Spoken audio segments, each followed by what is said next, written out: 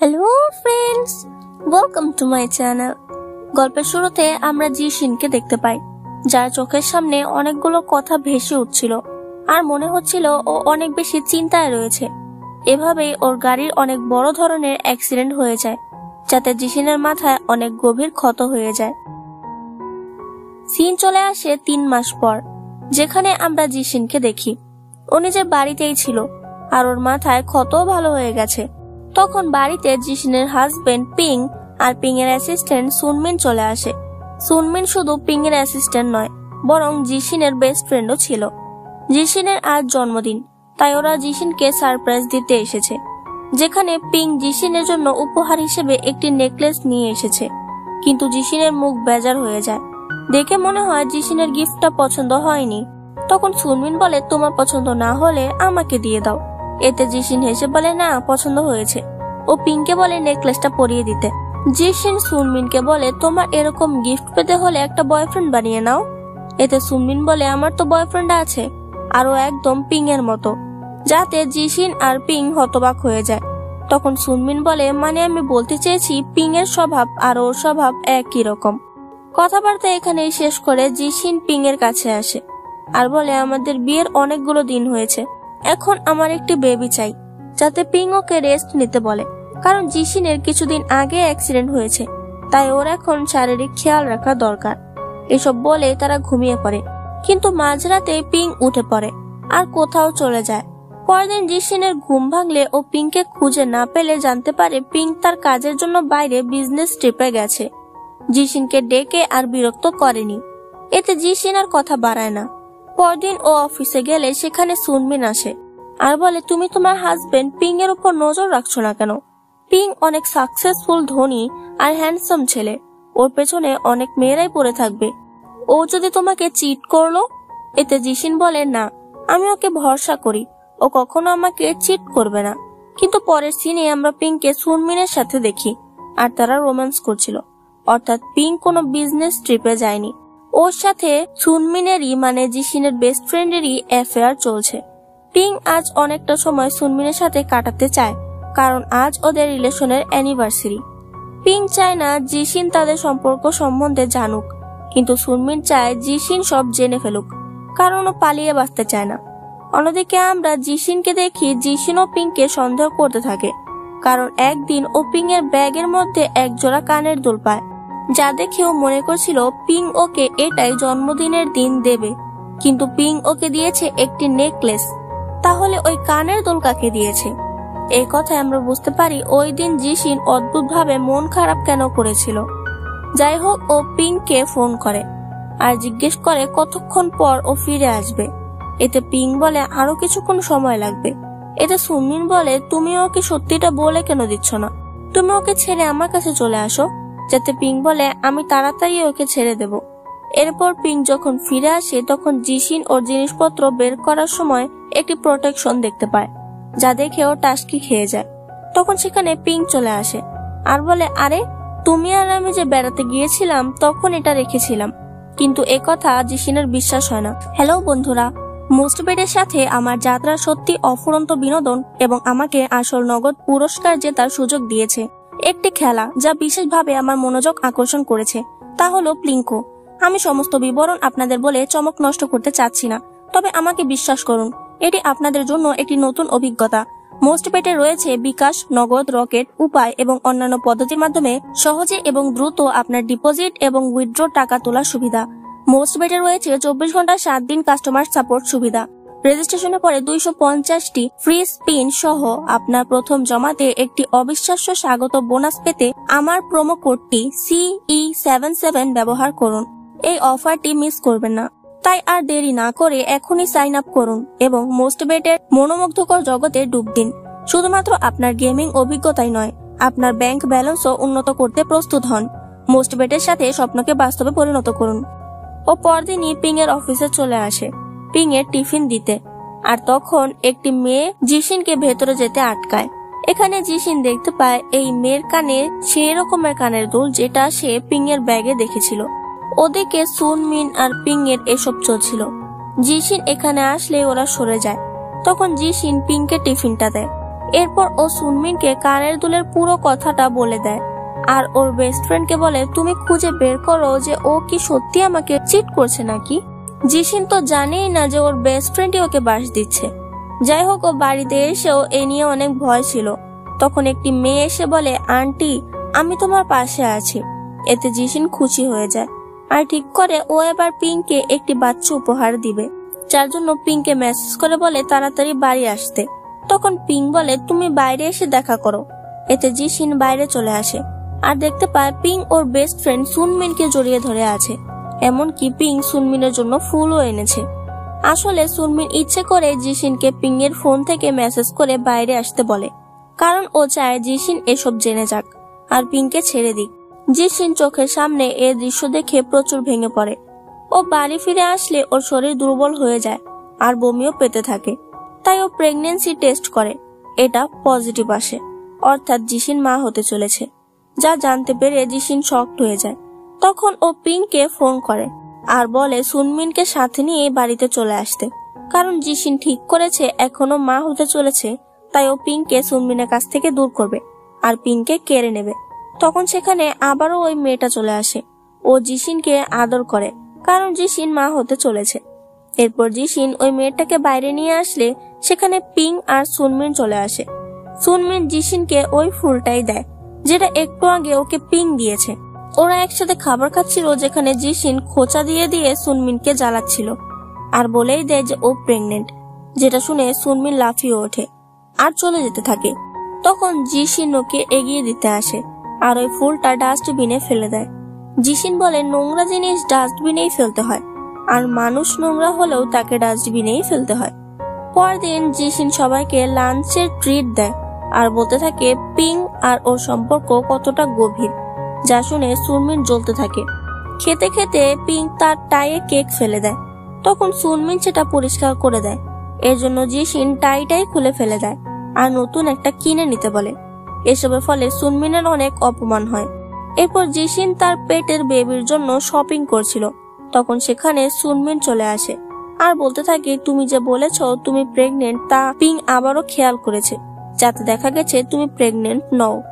ওরা বসে কথা বলছিল, যেখানে সুনমিন জিশিনকে জ্বালাতে ওর আর পিং এর ছবি দেখাতে থাকে আর বলতে থাকে তুমি আমাদের আলাদা করতে পারবে না, যাতে জিশিন রেগে সুনমিনের মুখে চা ছুড়ে দেয় আর সোজা চলে আসে। সে নিজের লয়ারের কাছে যায়, কারণ ও আর পিং এর সাথে থাকতে চায় না, ও ডিভোর্স চায়। তখন উকিল বাবু বলে পিং যে কোম্পানিতে চাকরি করে তা হলো তোমার মায়ের, আর এমন ভাবে সবকিছু দখলে নিয়েছে তুমি ওকে ডিভোর্স দিলে তোমার কাছে কিছুই থাকবে না। যা শুনে জিশিন হতবাক হয়ে যায় আর বাড়ি ফিরে আসে, কারণ ও এবার পিং এর বিরুদ্ধে প্রমাণ জোগাড় করবে। তখন সেখানে একটি পার্সেল আসে আর সেটা হলো অনেকগুলো চকলেট। জিশিন বুঝতে পারে এই পার্সেলটা হয়তো ওই ছোট মেয়েটা অর্ডার করেছে, যা ভুল করে তার কাছে চলে এসেছে। এর জন্য ও ওই মেয়ের রুমে যায় আর দরজায় নক করতে থাকে, কিন্তু কেউ দরজা খোলে না। তাই জিশিন জোরে জোরে ডাকতে থাকে। তখন গার্ড এসে বলে এই রুমে অনেকদিন ধরে কেউ থাকে না। এটা শুনে তো জিশিনের মাথায় আকাশ ভেঙে পড়ে যে এটা কি করে সম্ভব। ওই মেয়ের সাথে আমি কালকেও কথা বলেছি। ও গার্ডকে বলে আমি সিসিটিভি ফুটেজ দেখতে চাই।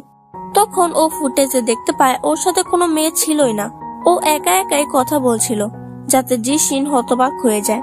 এর মানে কি? ও সব কল্পনা করেছে? ও কি পাগল হয়ে যাচ্ছে? এসবই ভাবতে ভাবতে ও নিশ্চিত হয়ে যায় ওর সাথে এসব পিং করছে, কারণ ও পাগল হয়ে গেলেই তো পিং সুনমিনের সাথে ভালো থাকবে, যার জন্য ও পিং এর ওপর নজর রাখে। যেখানে দেখতে পায় পিং ওর এক গ্লাস দুধের মধ্যে কিছু একটা মিশিয়ে দিচ্ছে আর কাউকে ফোন করে বলছে যে ও খুব তাড়াতাড়ি শেষ হয়ে যাবে।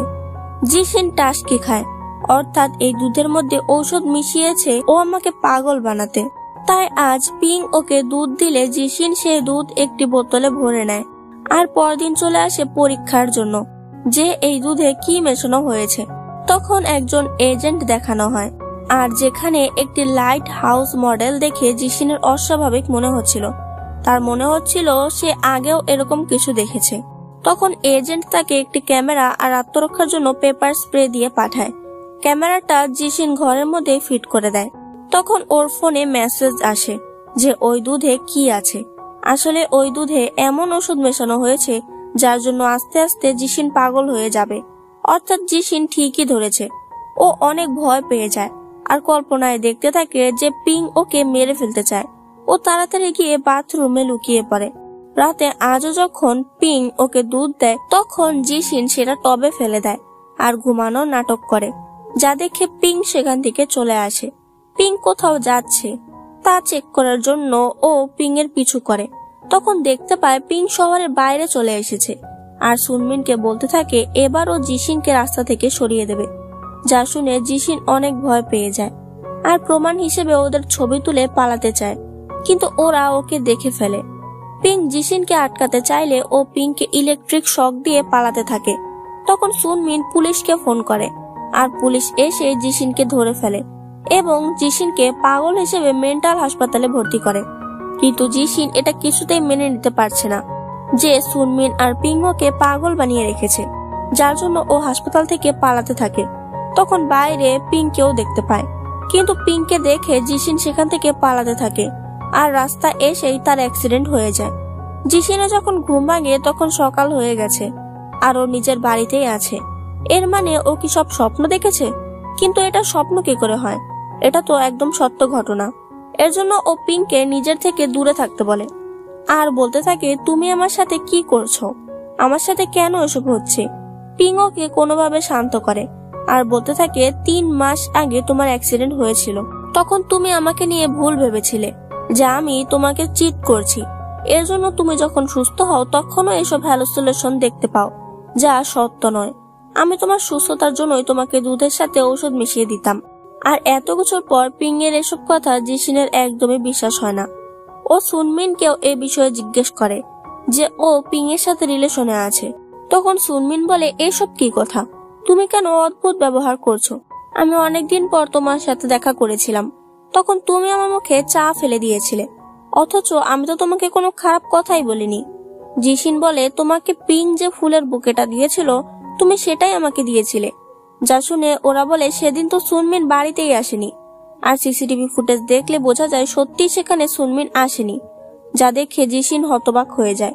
পিং একজন ডাক্তারের খোঁজ দিলে জিশিন সেখানে যায় আর হিপনোটাইজড হয়ে আগের কথা দেখতে যায়, কিন্তু ও কিছুই পারে না, যাতে জিশিন অনেক বিরক্ত হয়। এদিকে সুনমিন আর পিং এসব ভিডিও দেখছিল, কারণ এই ডাক্তারও পিং এরই ঠিক করা, অর্থাৎ সুনমিন আর পিং সত্যি রিলেশনে চলছে আর কাল রাতে সব ঘটনা বাস্তবে ঘটেছে, কোনো স্বপ্ন ছিল না। যাই হোক, এই কথা জিশিন জানে না আর ও এটাও মানতে পারছিল না যে ও পাগল, কারণ একটি বোর্ড দেখে ওর মনে পড়ে কাল রাতেও ও এই বোর্ডটা দেখেছে। শিওর হওয়ার জন্য ও সেই জায়গায় যায় যেখানে ওসব ঘটনা ঘটেছে আর তখন ও শিওর হয়ে যায় যে সত্যি এই ঘটনা ঘটেছে, ও স্বপ্ন দেখেনি। আর এসবের পেছনে পিং আর সুনমিন রয়েছে, যা জানতে পেরে ও বাড়ি ফিরে আসে আর এমন এমন ভাব করে পিংকে ভয় দেখাচ্ছিল।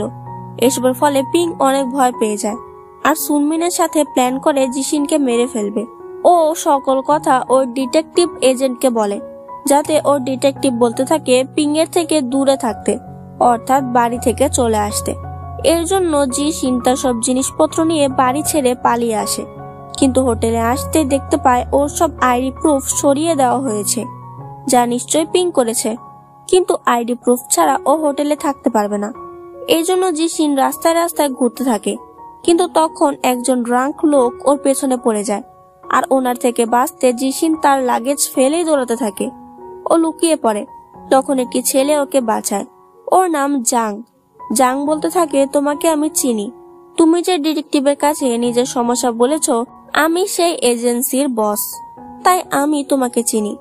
জাং ও নিজের একটি নোভেলও লিখছিল যার মেইন ক্যারেক্টারের নাম জিশিন। এটা কিন্তু তোমরা মনে রেখো যে জাং একটি নোভেল লিখছিল আর তার মেইন ক্যারেক্টারের নাম জিশিন। যাই হোক, জিশিনের থাকার কোনো জায়গা নেই, তাই জাং ওকে নিজের বাড়িতে নিয়ে আসে, কিন্তু জাং এর রুমে ঢুকে জিশিনের মনে হতে থাকে ও আগেও এখানে এসেছে আর কোন জিনিসটা কোথায় ছিল এটাও ও জানে, তবুও ও এসবের বেশি পাত্তা দেয় না আর জাং এর জামা পরে বাইরে আসে, কারণ ওর লাগেজ তো বাইরেই ফেলে এসেছে। যাই হোক, এরপর ও জাং এর সাথে নুডলস খায়। জাং জিশিনকে রুমে থাকতে বলে নিজেই বাইরে চলে যায়, কিন্তু রাতে আবারও জিশিন খারাপ স্বপ্ন দেখে আর লাফিয়ে ওঠে। তাই জাং ওর সাথে বিভিন্ন খেলনা দিয়ে খেলে। এসবের ফলে জিশিনের আরো মনে হতে থাকে যে ও এইসব আগেও করেছে। কিন্তু জাংকে বললে জাং বলে হয়তো আগের জন্মে আমরা বন্ধু ছিলাম, তাই এমন হচ্ছে। জিশিন এত ভাবে না। পরদিন ও হাসপাতালে আসে ওর মায়ের সাথে দেখা করতে, কিন্তু দেখে ওর মা ওখানে নেই। একটি নার্স বলে পিং ওর মাকে নিয়ে চলে গেছে। জিশিন দেখে পিংও এখানে এসেছে। তখন জাং ওকে বাঁচিয়ে নেয় আর নিজের বাড়ি নিয়ে আসে। জিশিন অনেক চিন্তায় পড়ে যায় যে পিং ওর মায়ের কোনো ক্ষতি না করে দেয়। তখন জাং বলে পিং কিছুই করবে না, ও শুধু তোমাকে ভয় দেখাচ্ছে যেন তুমি ওর কাছে ফিরে যাও। জিশিনের মন ভালো করতে জাং ওকে একটি আর্ট গ্যালারিতে নিয়ে যায় আর বলে আমার স্কেচ আঁকো। তখন জিশিন জাংয়ের খুব সুন্দর একটি স্কেচ আঁকে আর এতে জিশিনের মনটাও ভালো হয়ে যায়। যাতে জাং বলে নিজের খেয়াল রাখো আর এতটা ভয় পেও না। ওরা চলে গেলেই সেখানে পিং আসে। ও জাংয়ের স্কেচ দেখে বুঝতে পারে ওরা এখানে এসেছিল। রাতে খারাপ স্বপ্ন দেখে ওর ঘুম ভেঙে গেলে দেখতে পায় পিং ওকে একটি মেসেজ দিয়েছে যে তুমি ফিরে আসো, না হলে তোমার মায়ের সাথে খারাপ কিছু হবে। এসব দেখে জিশিন আরো ভয় পেয়ে যায়। পরদিন ও বাজারে গেলে বুঝতে পারে কেউ ওকে ফলো করছে। আসলে পিং জিশিনের ওপর নজর রাখতে একজন লোককে পাঠিয়েছে। জিশিন ভয় পেয়ে বাড়ি চলে আসে। জাং ওকে শান্ত করে আর ডাক্তারের কাছে নিয়ে আসে, যেখানে ও হিপনোটাইজের মাধ্যমে আগের কথা দেখতে চায় আর দেখতে পায় একটি ছেলেকে। ওর হাতে এক ধরনের চিহ্ন ছিল, কিন্তু ওর মুখটা দেখতে পায় না। জাং ওকে সমুদ্রের পাড়েও নিয়ে যায় আর অনেকক্ষণ কথা বলে। এসব কিছুতে জিশিনের মনে হচ্ছিল ওর সাথে এসব আগেও ঘটেছে। ফিরে আসার সময় অ্যাক্সিডেন্টালি ওরা কাছে আসলেই ওই লোকটা ছবি তুলে নেয় আর পিংকে পাঠিয়ে দেয়। পিং এতে খেপে যায় আর ঠিক করে এবারও জিশিনকে ফিরিয়ে আনবে, যার জন্য ও অনেকগুলো লোক ঠিক করে। আর সেই লোকের তাড়া খেয়ে জিশিন আর জাং পালাতে থাকে। তখন জিশিন জাংয়ের হাতে একটি চিহ্ন দেখে। সেদিন ও কল্পনায় যে ছেলের হাতটি দেখেছে, সেখানে যে চিহ্নটা দেখেছিল এটা সেই চিহ্নই। অর্থাৎ সত্যি অতীতে জাং জিশিনের পরিচিত ছিল। কিন্তু জিশিন পিং এর হাতে ধরা পড়ে। পিং ওকে বাড়িতে নিয়ে আসে আর বলতে থাকে আসলে কি হয়েছে। জিশিনের অ্যাক্সিডেন্টের 6 মাস আগে একটি আর্ট ক্লাসে জিশিনের দেখা হয় জাংয়ের সাথে। জিশিন আর জাং খুব ক্লোজ হয়ে যায় আর ওরা টাইম স্পেন্ড করতে থাকে, কারণ পিং জিশিনকে সময় দিতে পারছিল না। পিংকে তার অফিসের কাজের জন্য অনেক সময় জিশিনের সাথে কথাও বলতে পারতো না। এজন্য জিশিন আর জাংয়ের সম্পর্কটা অনেকটা গভীর হয়ে যায়। জিশিন লুকিয়ে লুকিয়ে পিংকে চিট করছিল। পিং এর সকল কথা জেনে যায়, তাও আবার ওদের অ্যানিভার্সারিতে, যার জন্য ও অনেকটা ভেঙে পড়ে। পিং চায় জিশিন তার কাছে ফিরে আসুক, কিন্তু জিশিন পিংকেই ডিভোর্স দিতে চায়, কারণ ও জাংকে ভালোবাসে আর জাংয়ের সাথেই থাকতে চায়। এসবের ফলে পিং প্রচুর ভেঙে পড়ে, কিন্তু এত কিছুর পরেও ও জিশিনকে ছাড়তে চাইছিল না, কারণ ও জিশিনকে ভালোবাসে। তাই একদিন যখন জিশিন জাংয়ের সাথে দেখা করতে যাচ্ছিল, তখন পিং ওকে ফলো করে আর সেদিনই জিশিনের অ্যাক্সিডেন্ট হয়ে যায়। এই অ্যাক্সিডেন্টের জন্য জিশিনের মাথা থেকে জাংয়ের পুরো স্মৃতি উধাও হয়ে যায়। অর্থাৎ ওর জীবনে জাং নামের কেউ আছে, এটাই ও ভুলে যায়। এসব জানতে পেরে জিশিন শকড হয়ে যায়, কারণ ও নিজেই জাংকে নিয়ে চিট করেছিল আর এখন পিংকে নিয়ে সন্দেহ করছে। এসব কথা শিওর হতে ও আবার আর্ট গ্যালারিতে চলে আসে আর জাংকে ফোন করতে থাকে, কিন্তু জাংয়ের ফোন বন্ধ ছিল। তাই ও ডাক্তারের কাছে আসে আর হিপনোটাইজের মাধ্যমে অ্যাক্সিডেন্টের দিনটা দেখে, যেখানে ও জাংকে দেখতে পায়। অর্থাৎ সত্যি ও পিংকে চিট করছিল। এরপর বাড়িতেই জিশিন পিংকে বলে তাদের ডিভোর্স করাটাই ভালো হবে, যাতে পিং রেগে বলে আমি কোনোদিন তোমাকে ডিভোর্স দেব না। পিং জিশিনকে অফিস নিয়ে আসে আর সবার সামনে সুনমিনকে চাকরি থেকে বের করে দেয়, যাতে সুনমিনের অনেক রাগ হয়, কারণ ও পিংকে বিশ্বাস করেছিল, কিন্তু পিং ওকে ধোকা দিয়ে দিল। পিং জিশিনকে জোর করে রেস্টুরেন্টে নিয়ে আসে আর যখনই ও গাড়ি আনতে যায়, তখন জাং ভেতরে চলে আসে আর জিশিনকে বলে এটাই সময়, চলো আমরা চলে যাই। জিশিন জাংকে বিশ্বাস করত, তাই ওর সাথে চলে যায়। জাং ওকে অনেকগুলো ছবি দেখায়, যেখানে জিশিন আর জাং এর কলেজ লাইফের ছবিও ছিল। অর্থাৎ ওরা কলেজ লাইফ থেকে একসাথে ছিল। এমনকি জাং জিশিনকে প্রপোজ করে, তা জিশিনও অ্যাকসেপ্ট করে। আর তারা অনেকগুলো দিন একসাথে কাটায়। কিন্তু তাদের মধ্যে এমন কিছু হয়েছে যার জন্য ওদের আলাদা হতে হয়েছে, আর এর জন্য জিশিন পিংকে বিয়ে করে নিয়েছিল। কিন্তু ওদের মধ্যে ঠিক কি হয়েছিল যার জন্য ওদের আলাদা হতে হয়েছে তা জাং স্পষ্ট করে বলে না। এটা জানার জন্য জিশিন তার থেরাপিস্টের কাছে যেতে চায়, কিন্তু দেখতে পায় আগে থেকে সেখানে পিং উপস্থিত ছিল। পিং বলতে থাকে, আপনি জিশিনকে কেন আগের কথা মনে করাচ্ছেন? এটা প্লিজ করবেন না। জিশিন কিছুই বুঝতে পারে না। তখন ওর সামনে জাং চলে আসে আর বলে, আমার সাথে চলো, আমি তোমাকে ওর থেকেও ভালো রাখবো। যেহেতু জিশিন জানতে পেরেছে যে জাং ওর আগেও বয়ফ্রেন্ড ছিল, তাই ও ওর সাথে পালিয়ে যেতে রাজি হয়। কিন্তু তখন সেখানে পিং চলে আসে, তাই জিশিন জাংকে চলে যেতে বলে, কারণ জিশিন পিং এর সাথে সম্পর্কটা চুকে বুকে নিতে চায়। জিশিন যখনই ডিভোর্সের কথা বলে, পিং তখনই ওকে ঘরের মধ্যে আটকে দেয়। তাই জিশিন জানালা দিয়ে পালাতে চায়। এতে রেগে পিং ওকে অজ্ঞান করে বেঁধে রাখে। মাঝে মাঝে ঘরে ঢুকে খাবার দিয়ে যেত। তখন জিশিন জানতে পারে পিং সুনমিনের সাথেও ব্রেকআপ করেনি। পিং সুনমিনকেও চায়, আবার ওকেও ডিভোর্স দিতে চায় না।